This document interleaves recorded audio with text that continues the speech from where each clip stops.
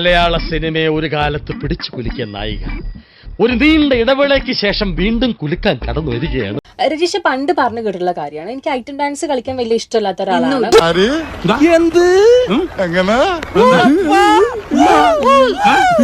എല്ലാരും കേട്ടല്ലോ, ഈ നിൽക്കുന്ന ഹരി എങ്ങനെ ഹ്യൂമൻ ബോഡീനെ ഒബ്ജക്ടിഫൈ ചെയ്യുന്ന ഒരു കാര്യത്തിന്റെയും ഭാഗമാവാൻ എനിക്ക് താല്പര്യം.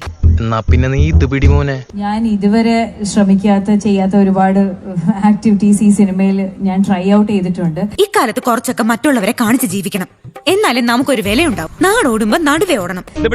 എന്തായത് body show, music with body muscles. വെറുതെ വൃത്തിയോട് കാണിക്കരുത്.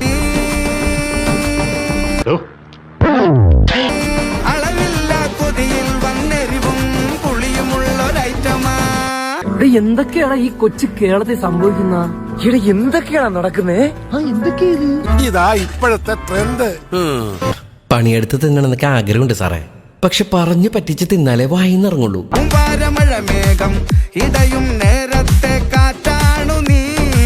അല്ല ഇക്ക ഈ സൈസ് എടുക്കാത്താണല്ലോ. ഇതൊക്കെ ചെയ്യാതെ പിടിച്ചെടുക്കാൻ പറ്റില്ല. എന്റെ തൊഴിൽ തൊട്ട് കളിക്കരുത്.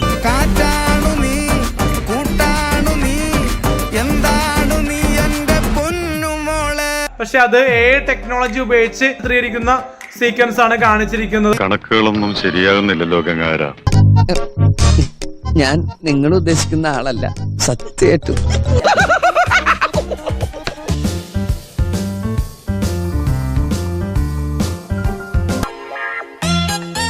തെറ്റുപറ്റിയത് എനിക്കാണ്. ഞാൻ അങ്ങനെയൊന്നും ചെയ്യാൻ പാടില്ലായിരുന്നു.